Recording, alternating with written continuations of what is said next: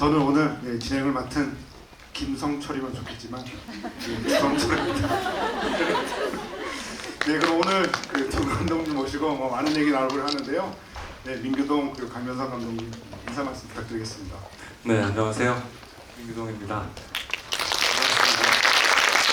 네, 안녕하세요. 강서입니다. 반갑습니다.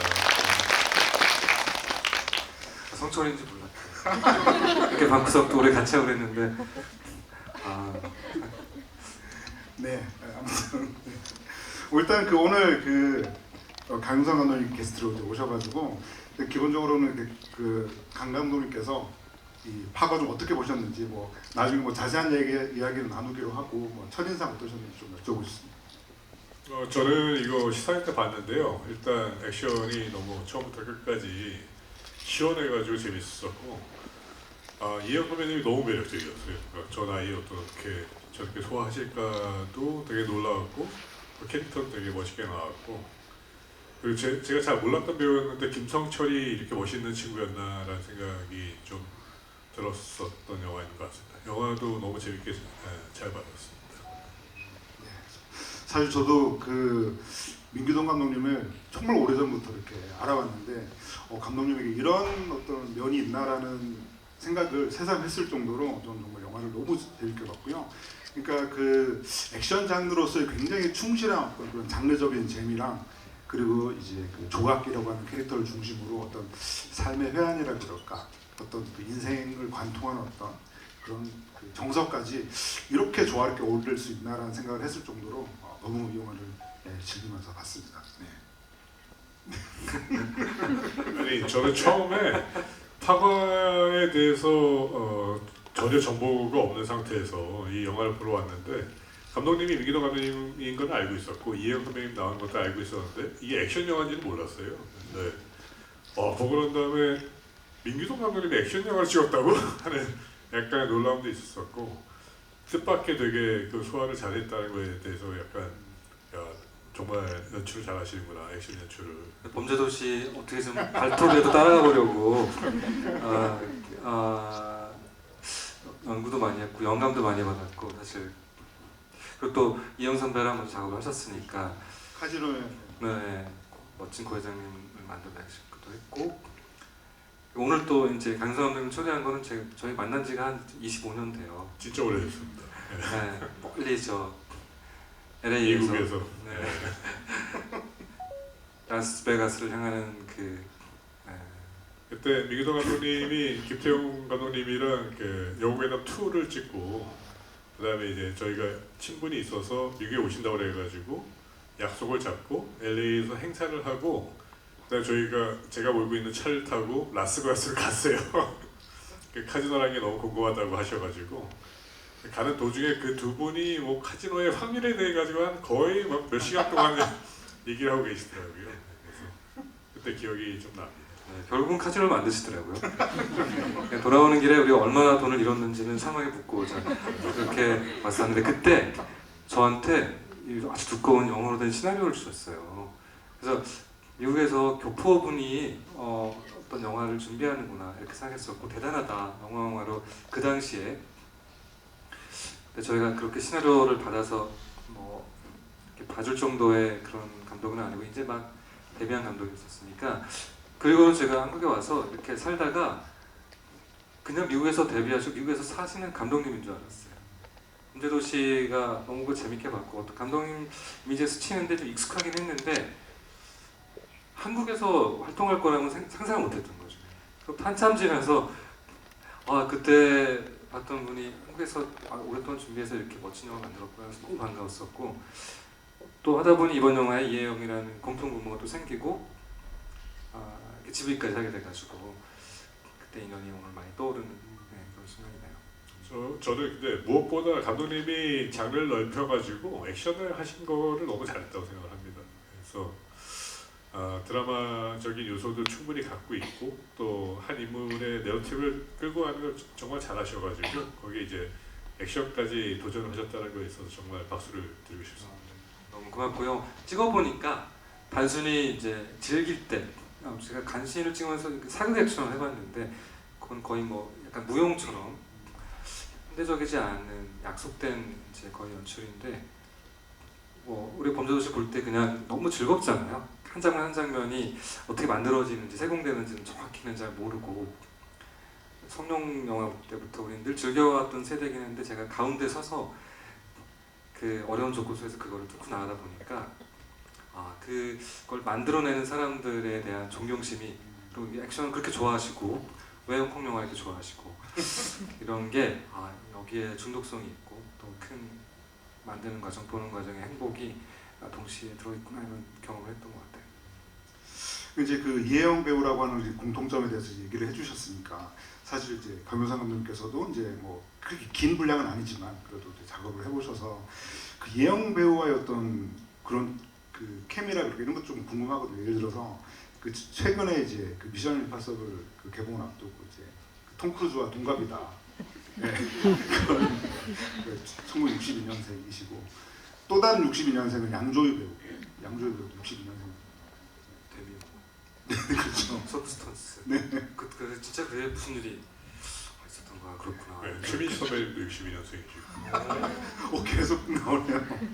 아무튼 그 이혜영 배우를 보고서는 사실 진짜 좀 굉장히 놀랐습니다. 왜냐하면 이혜영 배우가 나와서 액션 연기를 한다라는 그 얘기를 듣고 이제 왔을 때 그 어느 정도는 그래도 일부 장면들은 당연히 이제 대역을 쓸 거다라고 이제 알고 이제 보는 거긴 한데 그 어느 장면에서 대역을 썼을까라는 걸 저는 사실 못 찾겠어요.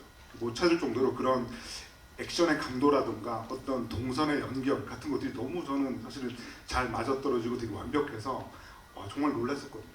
그런 점에서 사실 그 이혜영 배우와 그 액션의 어떤 뭐 컨셉이라 그럴까 어떤 원칙 어떤 장면에서는 대역을 쓰고 어떤 장면에서는 쓰지 않는다라는 것도 좀 사전에 얘기를 나누셨을 텐데 그런 점들을 좀 굉장히 궁금합니다. 남자 배우랑의 아마 호흡법 특히 젊은 남자하고의 호흡과는 상당히 달랐을 것 같은데요. 처음 이혜영 선배는 시나리오를 보고는 너무 액션이 많고 본격적인 액션 장르다 보니까 이거를 소화할 수 있을까 이런 회의적인 겁에 질린 시선이 있었는데 근데 본인이 또 보신 액션 영화 이렇게 예를 들면서는 너무 액션이 너무 별로던데 라고 해서 눈이 너무 높으셔가지고 아토믹 블론드 그거 별로던데 이렇게 이러셔서 이 높은 눈과 하지만 실제로 60대 배우를 60대 캐릭터로 쓰는 약간 이상한 가성비가 떨어지는 비효율적인 영화 캐스팅에 충돌이 있었던 거죠. 그래서 본인이 할 수 없다면 안 해도 된다 라고 저는 말씀드렸고 그러면서 키에슬롭스키의 블루를 보여주면서 이제 상실과 고통에 대한 드라마를 일단 잘 깊이 있게 표현해 주시면 된다. 할 수 있는 만큼만 하겠다 이렇게 말씀드렸고 하지만 이제 실제로는 그 이상을 해야 했죠.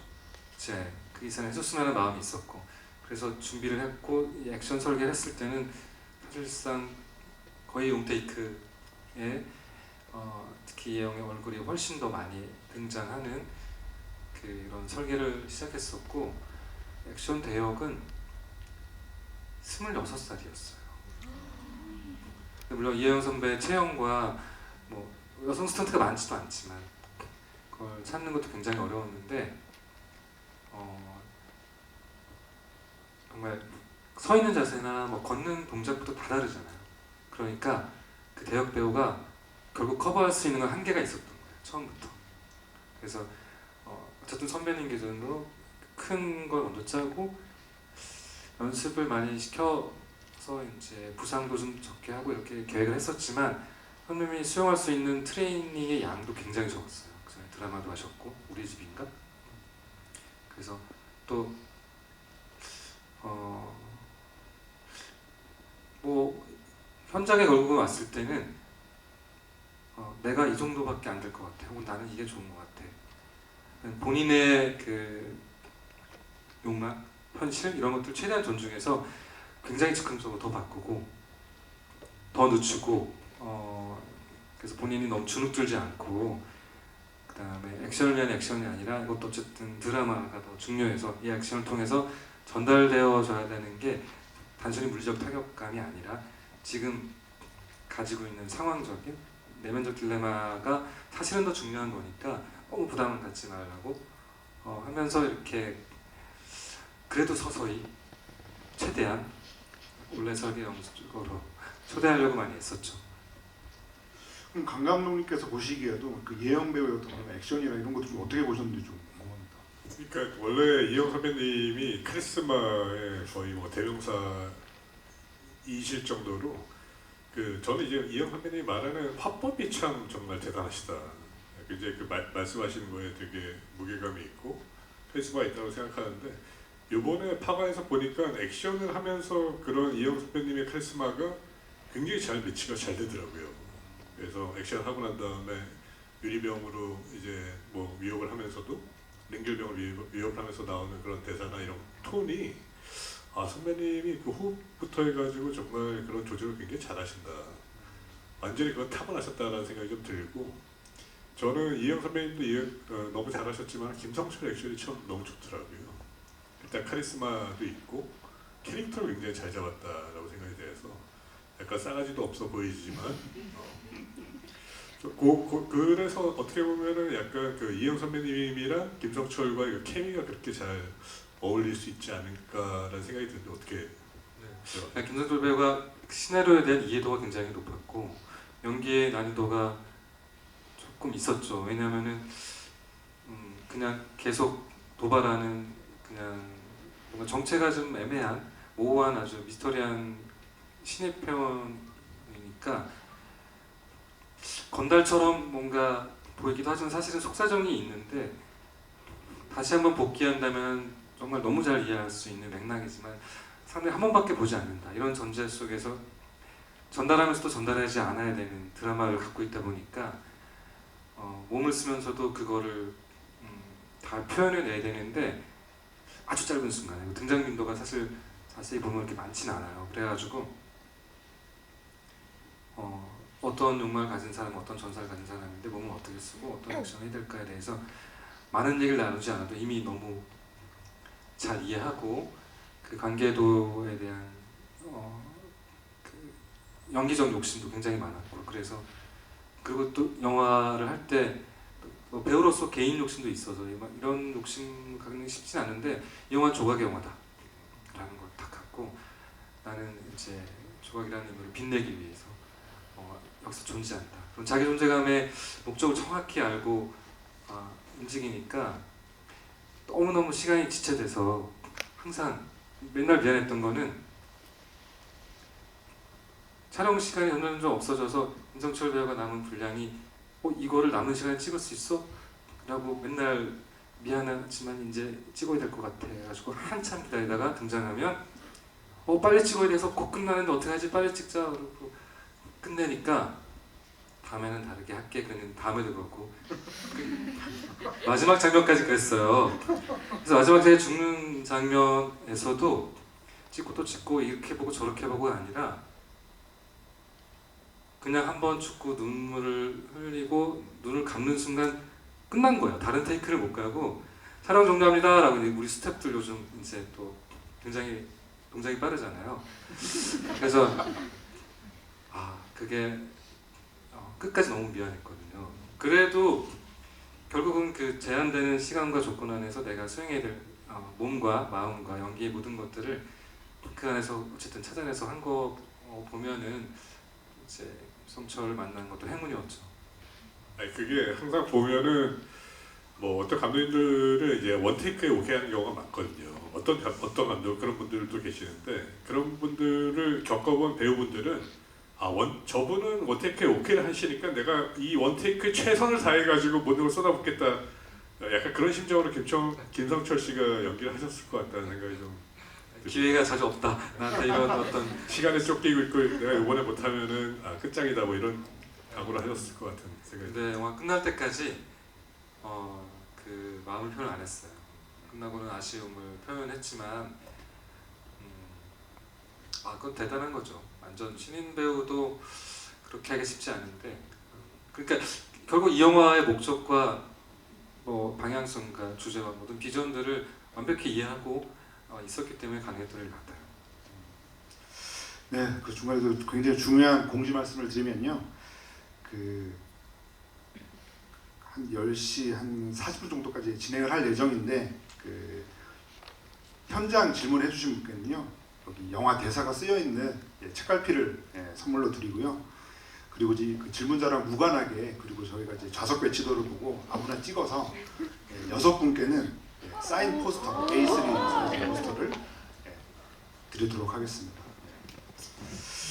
네, 저는 이제 계속 얘기를 나누고 있는데 저는 이제 이 작품을 보고 난 다음에 그 후반부의 이제 죽음과 그리고 이제 김성철 배우의 이제 목소리로 이렇게 노래를 들으면서 느끼게 되는 어떤 감정이 저는 이게 이 영화 자체가 너무 아름다운 풍경이다 그런 생각을 했어요. 왜 그렇게 생각을 했냐면 이 이혜영 배우와 이제 김성철 배우는 뭐 쉽게 말하면 이제 뭐 남녀 그리고 어떤 신구 배우 어떤 조화인데 이혜영이라고 하는 배우는 이 한국 영화사의 거장이시죠. 이만희 감독님의 딸이라고 하는 그런 후광을 스스로 이제 떨쳐내려고 하시면서 정말 우리가 한국 영화의 침체기라고 불렀던 1980년대부터 정말 고군분투하면서 이 자리를 지켜내시고 현재 이르러서는 뭐 영화와 드라마를 오가면서 정말 대배우가 되신 분이라고 한다면은 이 김성철이라고 하는 배우는 정말 말 그대로 고도로 훈련된 뮤지컬계에서 잔뼈가 굵은 이 젊은 남자 배우가 이렇게 한 영화에서 만난다고 하는 그 풍경이 저 너무 아름다운 거예요. 그래서 저는 사실 캐스팅만으로도 이 영화는 뭔가 다 했다 뭐 그런 생각이 들어서 이 두 배우를 딱 처음 이렇게 카메라 앞에 두고 보셨을 때 감독님 느낌 어떠셨는지 좀 궁금합니다. 네. 김성철 배우는 한참 이제 뒤에 만나게 됐으니까 과연 어떤 남자 배우가 이게 하나의 멋진 퍼즐로 이렇게 조화와 콘트라스트가 동시에 잘 이루어지는 배우가 될까 너무너무 궁금했었는데 운명적으로 김성철 배우 만났어요. 근데 김성철 배우는 그때 액션을 너무 하고 싶어 했고 그리고 이미 이 텍스트에 대해서 소설을 읽고 이해도를 가지고 왔었고 그리고 그런 고민이 있었어요. 이 남자 배우들이 사실 너무 커서 큰 배우들이 많아서 이 영화를 시작할 때 60대 여성 노인과 30대 남자가 물리적으로 액션을 하는데 이게 대등하다는 사실 자체가 우리 관념적으로 너무 어렵잖아요. 사람들이 딱 봐서 뭘 말도 안 되는 거를 그냥 남자가 영화적으로 봐주면서 이런 느낌이 들까봐 그건 너무 사실적이지 않기 때문에 한때 아무리 전설적이었다고 해도 소설로서는 이해가 되지만 영화적으로 이해시키는 게 어려운데 그래서 이제 소년미와 이제 광기가 섞여 있는 많은 배우들이 그렇진 않죠. 그런 시기를 또 모든 배우들이 그냥 살짝 스쳐서 지나가는 거라 둘이 섰을 때 그 밸런스가 굉장히 좋구나 사실 그런 생각이 들었었고 그거는 이제 배우의 일생에서 어떤 이제 그 생애 곡선의 우연한 만남이 영화와 저와 배우와 이런 게 다 만나야 되잖아요. 그래서 그 순간에 좀 행복하다는 생각이 들었고 아슬아슬하게 그 어려운 조건을 뚫고 끝까지 잘 만들어진 것 같아요. 마지막에 노래를 제가 완성하면서는 그것이 정말 이제 이 둘의 만남에 이제 완벽한 어떤 하나의 활용점정으로서의 마침표가 되겠구나 그런 생각이 들었어요. 노래를 모든 배우가 잘하는 건 아니다 보니까 죽은 다음에 유령으로서 진홍곡을 부르게 한다는 컨셉도 만약 김성철 배우가 아니었으면 생각을 못했을 것 같아요. 혹시 강 감독님께서 이 작품에서 그 개인적으로 꼽는 어떤 한 장면이 있다 그러면 혹시 어떤 장면이 있을까요? 저는 처음에 그 도입부에서 김성철 배우가 그 잡혀와가지고 눈가를 얼마나 뭐 살래 뭐 하는 그 부분이 굉장히 매력적이었어요. 10 했었을 때 10억? 뭐 한데 10초 안에 널 죽이게 하는 게 되게 매력적이다. 그래서 처음에 그렇게 캐릭터를 확 잡아주고 가니까 김성철이 어떤 인물이구나도 잘 보이고 그리고 저는 또 이 영화를 보면서 약간 좀 제가 몰랐던 새로운 배우들을 좀 알게 됐는데 신시아 배우도 되게 매력적이더라고요. 그 신시아 배우 어떻게 캐스팅하시고? 신시아 배우는 그게 또 좀 어려웠어요. 왜냐면은 이혜영 배우가 워낙 독특하잖아요. 젊은 시절도 굉장히 독특했고 한국적이지 않으면서도 한국적인 묘한 사실 마스크가 있기 때문에 아역으로 갔을 때 닮아야 되는데 닮은 배우가 없을 것 같은 거예요. 그래서 이 영화는 도영과 김성철도 조금 다르잖아요. 기생충의 아역 배우인데 신시아랑 이영 굉장히 힘겨운 삶을 살았다. 어쨌든 얼굴에 많은 변화가 있다. 이런 기본적인 내적 합리화를 가지고 신시아 배우는 마녀 2에서 살짝 스쳐서 봤는데 아직 발굴되지 않은 어떤 배우인지 우리가 잘 아직 모른다는 저는 느낌이 좀 있었고 그래서 짧고 강렬하게 과일로 비유되는 영화 속에 인생이 있으니까 아주 풋 과일처럼 그런 신선함과 청초함을 동시에 가지되 또 굉장히 얼음처럼 차가운 면모를 가지고 있는 그런데 영화의 시작은 10대인 거예요. 15살 때, 제가 16살 때 첫 살인을 하니까 그런데 20대까지 또 이어져야 되니까 또 굉장히 어린 이미지, 10대를 할 수 있는 이미지인데 또 어른으로서 성장한 것까지 한 10년을 커버할 수 있는 얼굴 찾다 보니까 신시아 씨를 만난 것 같아요. 그러니까 저는 신시아 배우를 잘 몰랐는데 이 영화에서 보니까 되게 약간 그 백지 같은 느낌이 있더라고요. 뭐 꾸미지 않고 정말 그냥 순수한 느낌이 있어서 약간 그런 거를 좀 의도하신 건가요? 아니면? 네, 그렇죠. 처음에 이제 학대당하고 쫓겨나서 이렇게 누군가에 의해서 구원을 1차 받을 때 그 이전의 삶과 그 이후의 삶이 너무나 크게 달라져야 되니까 그 이전의 삶에 이런 거친 피비린내 나는 삶이 어느 정도 장착돼도 될 것 같은 인물은 아니어야 된다고 생각했었어요. 시골의 무지랭이에 새로운 세계로 들어올 수밖에 없는 그래서 그 세계가 그리울 수도 있지만 돌아갈 수 없는 시간이 되어야만 이 아픔이나 딜레마가 더 잘 거라는 생각이 들었고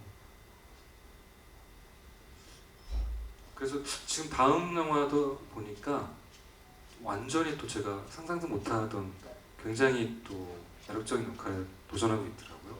네, 그래서 영화를 하고 있기도 하고 김지훈 감독님 영화에 등장하는데 또 이 영화에서 볼 수 없었던 또 새로운 매력을 또 볼 수 있을 것 같아요. 너무 기대돼요. 그 마녀 2편이었나요? 그 신사 배우. 네. 예, 거기서 처음 보고 그 강강호님 말씀하신 그런 굉장히 독특한 매력을 느껴봤던 것 같고요. 그 저는 이제 그 이혜영 배우 같은 경우에 제가 이제 개인적으로 이제 좋아하는 장면들을 꼽는다고 하면 그런 것 같아요. 그러니까 뭔가 그 이혜영 배우, 김성철 배우 하면 굉장히 뭔가 그 선명한 배우들인데 작품 속에 이제 강 선생과의 어떤 관계나 이런 것들을 보면은 뭔가 되게 머쓱해하거나 기웃거리는 느낌, 약간 이런 느낌에서 굉장히 그 장르적으로 되게 센 캐릭터인데 와 저런 감정들까지 되게 잘 표현하시는구나 좀 그런 생각을 좀 해봤던 것 같습니다. 네, 액션 영화인데 조금 더 다른 지점이 뭐가 있을까? 아마 그 원작에서 파생된 에센스를 영화적으로 뭔가 잘 가져간다면 아마 그게 될 텐데 단순히 물리적인 액션을 넘어서는 늙음과 인생에 대한 얘기를 화두로 가져간다면 뭐가 있을까 해서 강 선생의 별 등장의 양이 많지 않지만 너무 중요하게 이쪽 세계는 완전히 다른 어둠의 세계, 빛의 세계인데 사실은 상실은 같이 공유하고 있는 그런 세계를 등장시키고 이 가운데 이제 알 수 없는 투라는 인물이 있어서 이 삼각형이 계속 묘하게 굴러가는 그런 내적 서사를 만들다 보니까 스토킹 하는 것처럼 비호감이 생기면 안 되는데 이런 걱정을 하면서 그리고 그때마다 눈빛이 다 달라야 돼가지고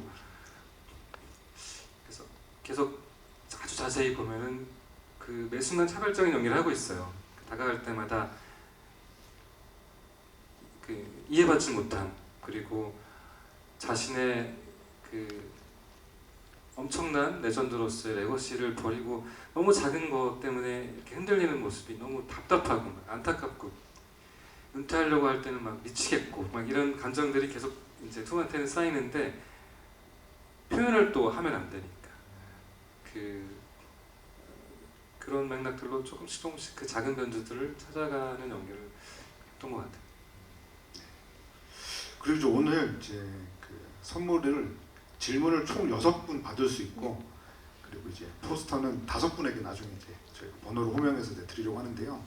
최근에 이제 파과알이 빠지신 그 N차 관람하시는 분들이 워낙 많아지고 그러면서 그 질문자들이 굉장히 많다고 하더라고요. 그래서 그 강 감독님께서 혹시 뭐 그리고 질문하실 게 있으면 받고 객석으로 마이크를 넘겨보면 어떨까 합니다.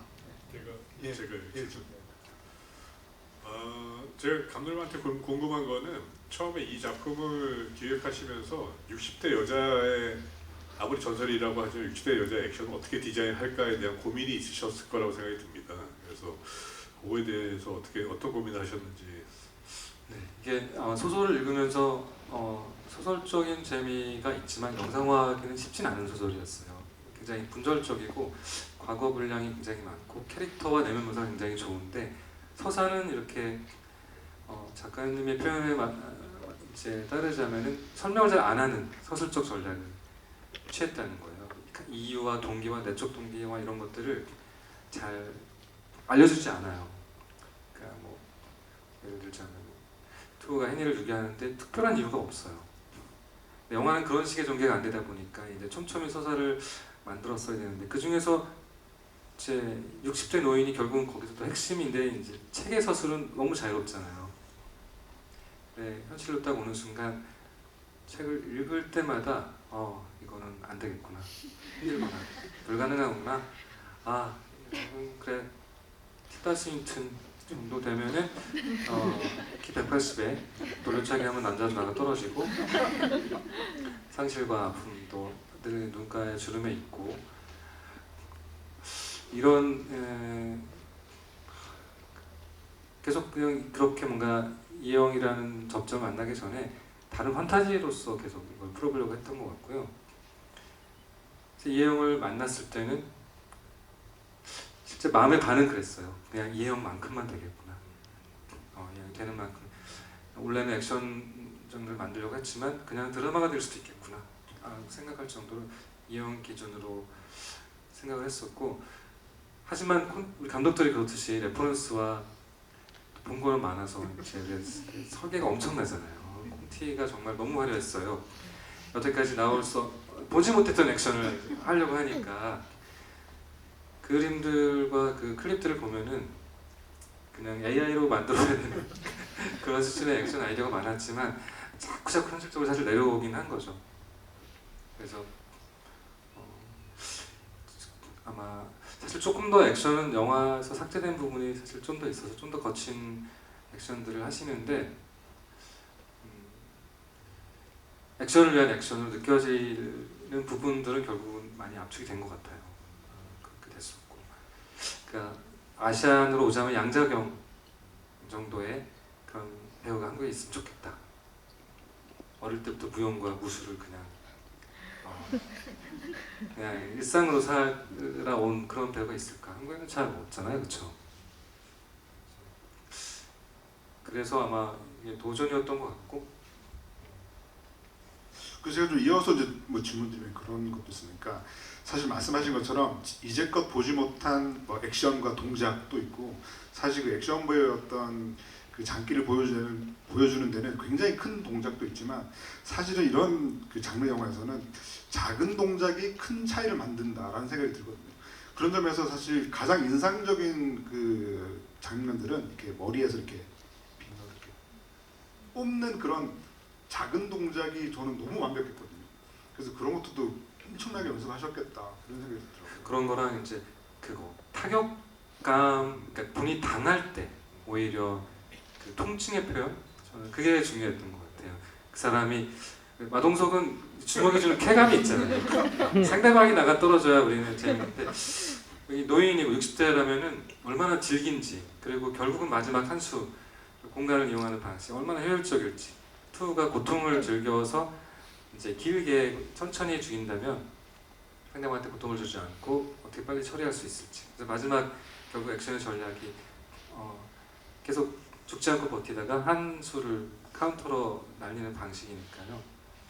그런 식으로 근데 통증의 표현, 신음의 그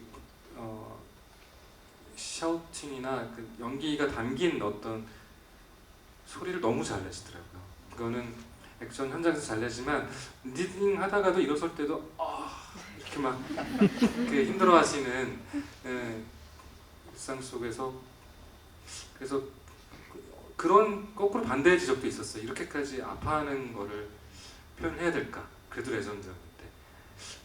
네.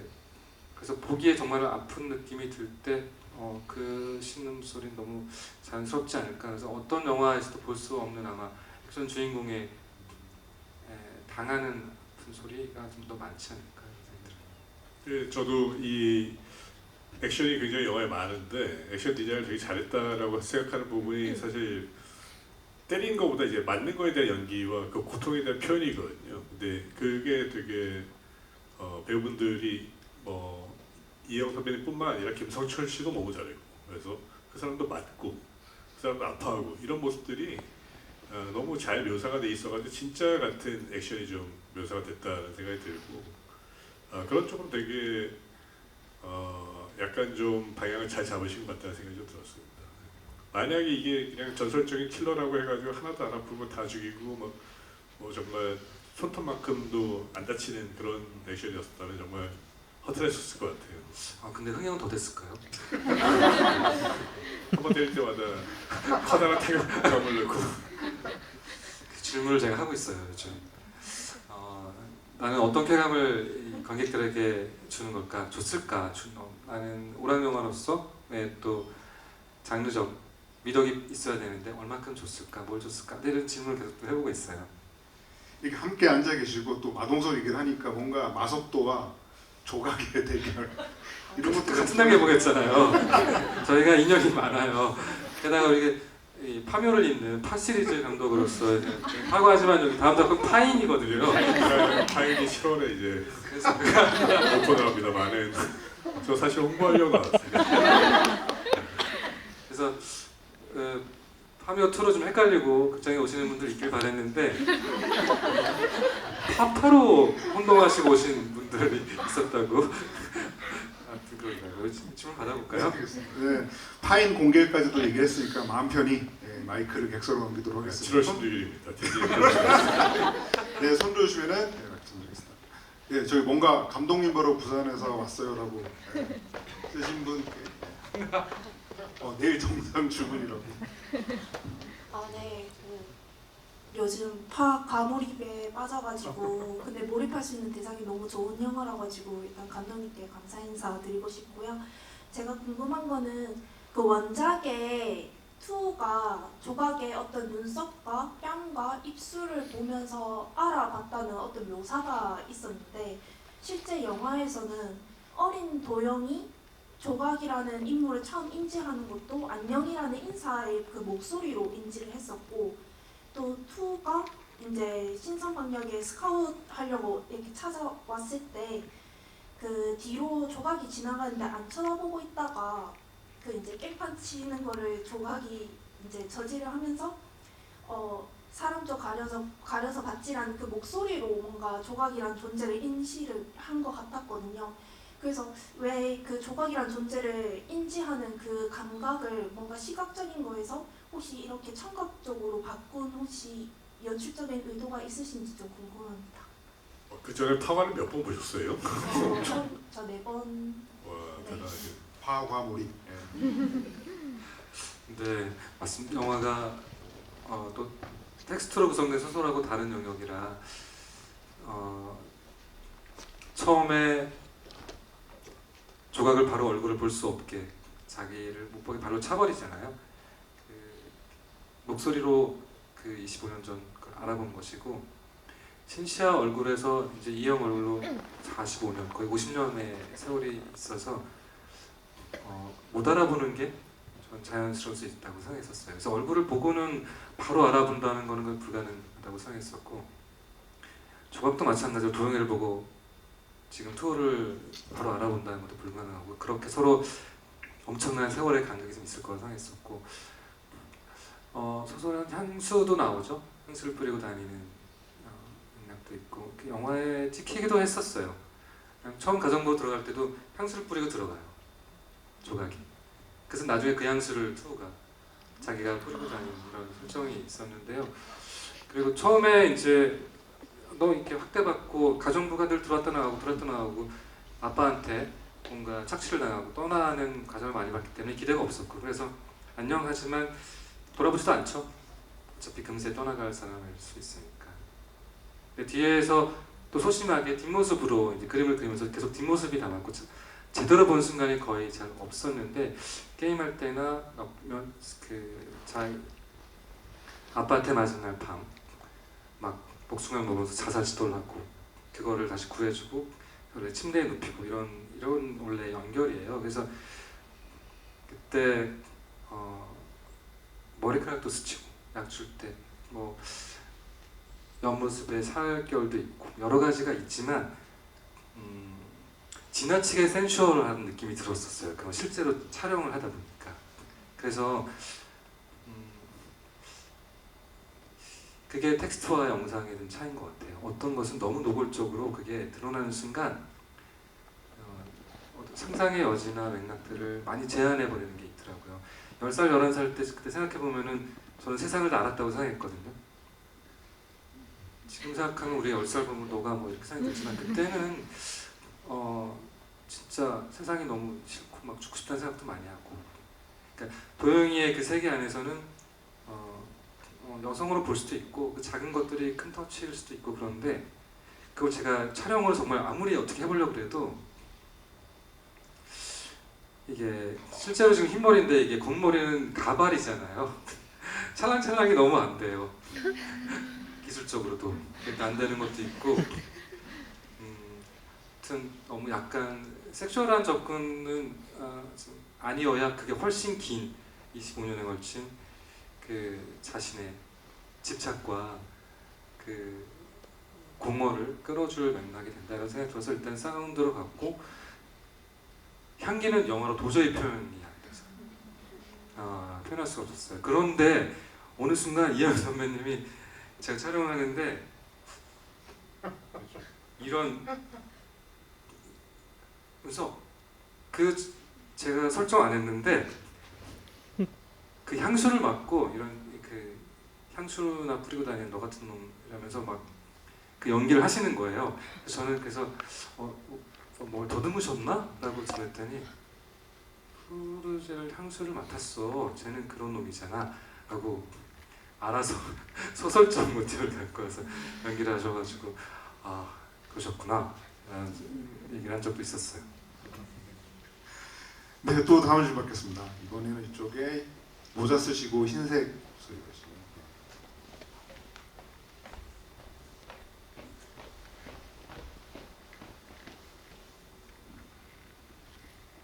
네, 저는 7번 봤는데요.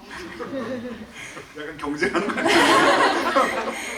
다른 건 아니고 궁금했던 게 몇 가지 있었는데 일단 그 투가 총격전을 준비를 하잖아요. 사실 그 과정 속에서 조각이 죽을 수도 있는 건데 그걸 목적으로 그것을 열었는지 아니면은 이제 레전드니까 죽지 않을 거라고 믿었기에 그걸 준비했던 건지 그리고 마지막에 죽고 나서 그림 일기를 그릴 때 회전목마가 해니를 태웠을 때는 움직이지 않았거든요. 근데 그림 일기를 그릴 때 회전목마가 움직이는 장면이 나왔어요. 그 연출을 하게 된 의미가 조금 궁금했습니다. 그 두 가지요. 네. 저도 질문을 많이 했어요. 특히 촬영하다 보니까 실제로는 거기 한 30-40초 액션이 더 있거든요. 그 총격전이 더 많은 사람이 있었고 더 많은 사람을 죽여요. 그런데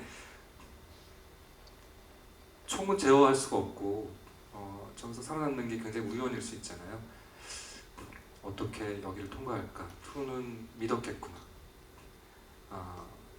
그 생각을 할 수밖에 없었고 그거의 대칭은 그거에 그 구덩이에 묻히잖아요. 벌레 덩어리 속에 묻혀서 살아나와야 되는데 만약에 투가 조금만 늦게 오면 질식해서 죽을 수밖에 없잖아요. 본인도 목숨을 걸고 투를 유혹해내죠. 그렇게 반반이지만 목숨을 걸고 하는 싸움이어야만 형성되는 둘의 정말 말도 안 되는 그 딜레마의 맥락으로 극적으로 확장이 된 것 같고, 또 한 가지 그 목적은 영화에서 레전드라고 말은 계속 외치는데 그런 건 이 영화 아니라 어디에서나 흔하게 나오는 이야기인데, 이 사람이 레전드라는 걸 보여줄 방법이 도저히 없는 거예요. 그 원형과 네모가 있는데, 그래서 원형은 투의 목적대로 여전히 살아있고 은퇴할 만한 사람이 아니고 한때 레전드였다는 거를 보여주는 액션을 위한 물리적 스펙타클의 유일한 씬인 거예요. 드라마가 없는. 물론 우층에 블루투스 스피커로 해니의 목소리가 나오니까 다급하게 투의 유인대로 5층까지 가서 남아있는 총으로 빠른 시간에 뭔가 해결하려면은 거기 널려있는 밧줄과 실제 헌팅 갔을 때 그냥 있던 밧줄을 저희 그대로 썼어요. 묘하게 그게 있길래 그런 설계로 우리가 보기에 최대치의 한때 정말 날라갔었을 툼레이더의 그 이해영을 보여주고, 투가 결국 하려는 메시지는 거봐, 여전히 아름답잖아, 여전히 당신은 최고잖아, 당신은 진짜 그렇게 주눅 들어서 은퇴할 사람이 아니야 라는 메시지를 이제 조각같이 계속 하고 싶은 거죠. 난 살아남을 걸 알았어 라고, 이렇게 그런 맥락에서 해봤던 것 같아요. 네. 그래서 원래 대사도 있었어요. 그러니까 역시 당신은 최고야. 그 죽어가면서 하는 대사 중에 그 대사들이 좀 더 많았었는데, 실제 김성철 배우가 그 연기를 하는 순간에는 내가 몇몇 대사는 도저히 할 수 없을 것 같다라고 해서 본인이 수용할 수 있는 대사로 대사들이 조금 수정이 됐어요. 그래서 지금 영화에 남아있는 거고 그렇게 됐어요. 그래서 영화 안에 판타지가 좀 있죠. 저는 그렇게 생각해요. 지하세계 자체가 판타지고, 액션에서도 물리적인 거를 넘어서는 맥락도 있는데, 의미적으로 그 말도 안 되는 승부가 하찮은 복수가 아니라 뭐 더 큰 걸 바랬잖아 라는 맥락들의 싸움으로 그냥 연결되게 이렇게 설계해봤어요. 7번보다 더 많이 보신 분 계십니까? 예, 저기 제일 끝에. 예. 바로 좀 드십니다. 정말 너무 다행히도 8번을 봤어요. 그래서 감독님 건강하셨으면 좋겠고, 제가 궁금했던 거는 이제 많은 분들이 물어봐 주셔서 해결이 됐는데, 그 중에 하나가 그 투가 이제 애들은 건드리지 않아, 그게 당신만의 룰이지라는 얘기를 하고, 그리고 이제 그게 조각의 룰인지는 명확하게 밝혀지진 않았잖아요. 그리고 투가 이제 물에 빠져서 내가 원칙을 깨게 됐다라는 얘기를 하는 게 이제 아이를 건드리지 않는다는 조각의 원칙을 본인이 따라가는 건지, 그리고 혹시 그게 뭐 아니라면 투만의 다른 원칙들이 있을지, 그런 것들이 좀 여쭤보고 싶었습니다. 네, 그 자기가 이제 손 실장이 옥상에서 대화할 때 평생 실수 같은 거 하나도 한 적도 없어? 그러니까 본인에 관련된 실수나 오류의 흔적이 누가 아는 사람이 없을까 했는데 아무도 모르는 완벽한 전설을 이해되니까 그걸 한번 체크를 해본 거고, 자기를 살려준 절대절명의 그런 이상한 원칙을 어긴 조각의 카르마가 이렇게 돌아온 거잖아요. 그러니까 나를 살려준 이유는 아이를 정말 건드리지 않는다는 원칙이 있구나, 자신이 아이였었고 아이로서 학대 당했었던 맥락 때문일 수 있겠구나. 투우가 그 과거까지는 모르겠지만 그 대사를 과거를 결국 알게 됐죠. 밥 먹을 때 알려줬으니까. 그런 맥락에서 그 원칙이라는 맥락을 썼던 것 같고, 애는 안 죽이지, 애는 안 건드리지, 그런 걸 썼던 것 같아요. 투우가 아주 사람을 투우 말대로 고통스럽게 천천히 막 전시적인 화려한 이런 살인을 이렇게 막 해오던 자기 캐릭터 맥락 속에서 아이를 유괴해가지고 그걸로 누구 사람을 유인해서 결국 내가 싸움을 하고 이거 자체가 뭐랄까 자신이 여태까지 살아왔거나 자기 좀 비겁한 작전을 쓴다고 생각했던 것 같아요. 거기서 인용된 거는 호미와테 파스쿤에 나온 그 방황하는 청춘의 맥락이 조금 있는데요. 그래서 내가 정말 너무 화가 났고 내가 정말 그 당신을 다 구해준 순간 나를 바로 대신해서 나에게 사과를 하는 순간에 나의 뒤통수를 친 것에 대해서 내가 너무 화가 났다라는 메시지를 전하기 위해서 그조차도 사실은 마음의 온전한 솔직한 고백이 아니라 역시 조각을 끌어내면서 조각을 자극해서 날 좀 보게 하려는 맥락에 그 안간힘이라는 생각이 들어요. 그 정도인 것 같아요. 아까 저분이 2개 질문했으면 제가 둘 다 답을 했었는데. 그쵸 뭐였잖아요? 회전목마는 전에 한번 답을 한 것 같은데 네 그거 그 조각이 죽은 이제 사찰에서 49제를 지내면서 이제 식구로 토를 소개하면서 다시 한번 시선을 마주치죠. 그 싸우러 가기 전에도 시선을 한번 놀이공원에 있는 걸 마주쳤는데 그때 놀아주지 못했고 그 내가 생각하는 천국의 그 폐 놀이공원이 아니라 이제 움직이는 같이 같이 탔으면 하는 것들을 조각의 마음속에서 살려준 거라고 생각했어요. 너가 있는 곳에서 돌아가길. 거기가 자기 해니를 태웠었지만 사실은 그림 일기에 보면은 후드를 칠하고 있는데 본인이거든요. 해니를 놓고 그리면서 사실은 본인이 탔으면 하는 그림을 그리고 있었기 때문에 조각이 봤을 때는 그게 멀쩡하게 움직이는 회전목마로 표현되기를 바랬었어요. 그래서 관객들이 보기에 아주 미세한 이제 7번 정도 보면 볼 수 있는 기억이 안 나죠? 무슨 장면인지. 저는 이렇게 복잡한 지구인 처음 봐요. 그래서 네, 관객들의 무의식 속에 앞에 주인공을 보고 있을 테니까 무의식 속에 들어갈 수 있게 영화 속에는 이제 그런 장치들이 좀 많이 있죠. 이렇게 읽어주셔서 고맙습니다. 거의 무슨 학술 토론회 솔직히 무슨 말인지 못 알아들었어요. 그래서 오늘 그 게스트가 강윤성 감독님 이어서 오신 분들도 분명히 계실 텐데요. 강윤성 감독님께 질문 있으신 분 계시면 줄 받겠습니다. 감사합니다. 질문이 없어서. 네, 그럼 이제 시간 관계상 그 마지막 한 분.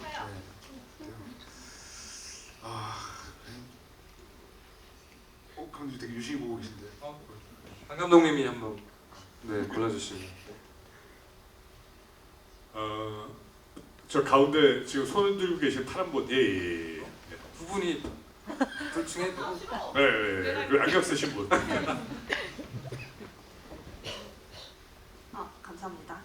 그 방금 엔딩에 관한 질문을 좀 드리고 싶었는데 그 조각 OST에서 보기로는 마지막에 그 목사의 교회 씬에서 조각이 네일아트가 되어 있었던 것으로 봤는데 맞을까요? 혹시 맞나요?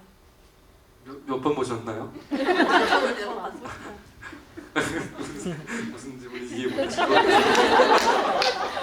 그 네일아트가 되어 있는 걸로 봤을 때 소설의 장면을 가져오시려고 했지만 영화적 결말은 또 다르게 신성방역을 새로 또 지켜가는 그런 느낌으로 가셨던 것 같은데 저는 뭐 개인적으로는 그 결말이 더 마음에 들었고요.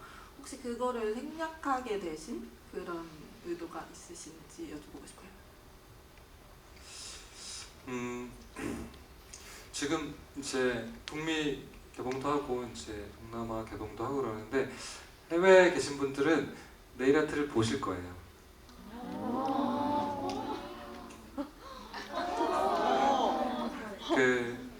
화려하게 새겨진 네일아트 사실 영화에도 남아있죠. 일기를 놓을 때나 말씀하신 것처럼 맞아요. 비녀를 뺄 때 네일아트가 되어 있고 왼쪽 팔도 잘려 있어요.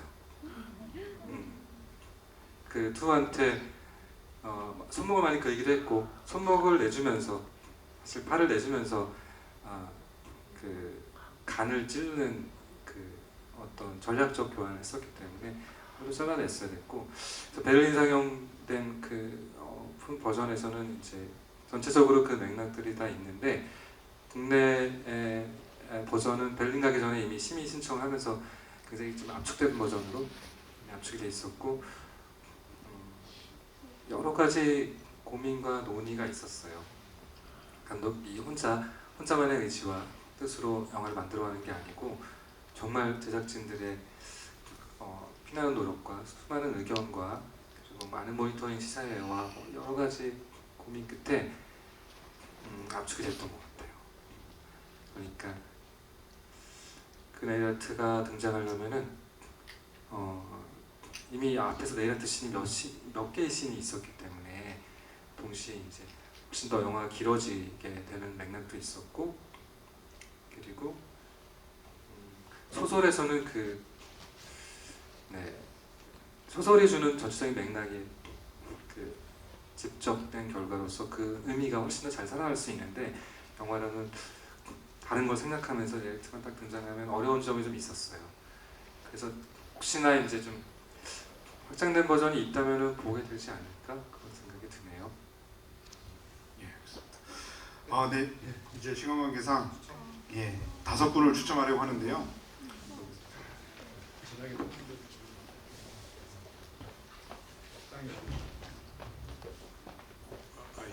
네, 하나 골라주세요. G열 10번. G열 10번. 오나요? 와, 양쪽에 지열 11번에 계시네요. 양쪽이 비어있네. 그래? 이게 또 F열 8번.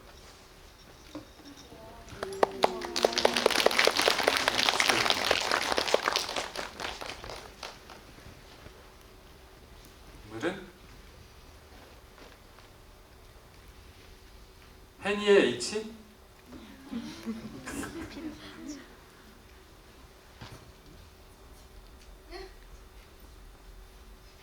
일곱 살 해니?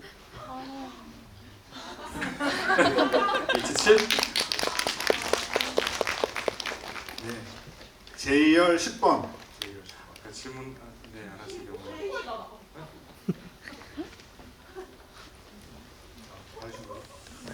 두 분이 한 분씩만 더 뽑아주시면.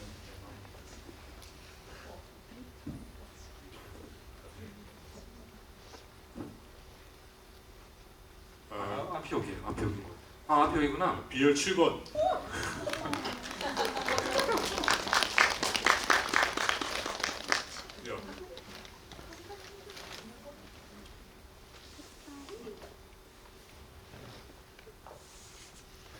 성철이가 하나 마지막에. 그런 걸로. 2열 9번.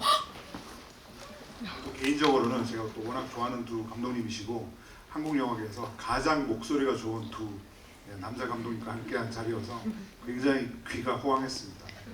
내 귀에 캔디라는 말이 이럴 때 쓰는 게 아닐까라는 생각이 드는데요. 아무튼 두 분 마지막 인사 말씀 드리면서 마무리하겠습니다.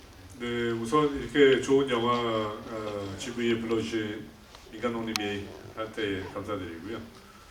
그리고 근래 들어가지고 참 한국 영화가 되게 많이 어렵고 극장에도 사람이 없고 이런데 파과가 좀 더 입소문을 내서 좀 장기 흥행을 했으면 좋겠다, 장기 상영을 했으면 좋겠다라는 바람을 가지고 오늘 GV에 참석을 했습니다. 그리고 앞으로 GV에 올 때는 영화 4번 정도 보고 오겠습니다. 파인 공개를 언제라고? 큰 걸 빼먹을 뻔했네요. 네. 파이는 7월 16일 디즈니 플러스에서 공개를 하니 많이 시청을 부탁드리겠습니다. 네, 새로운 작품 너무 기대되고요. 사실 근데 저희 손 실장님도 거기 등장하시는 김강우 배우와 또 변현 배우인가요? 네, 안세정 배우랑 다음 주 거의 며칠 있다 촬영에 들어가요. 이제 여기 지금 오실 수 없는 분인데 이영 배우에 대한 애정도 있고 저랑 같이 옛날에 그 라스베가스에 소중한 인연도 있고 영화를 너무 하여튼 감사하게 좋게 봐주셔서 자리 너무 빛내줘서 너무 고맙고요.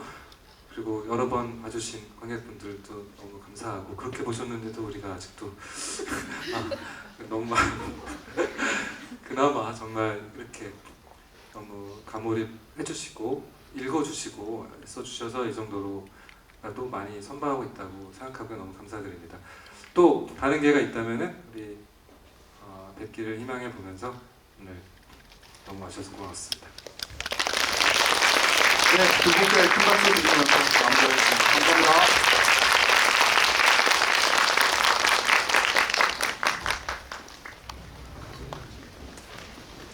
하나 찍을게요.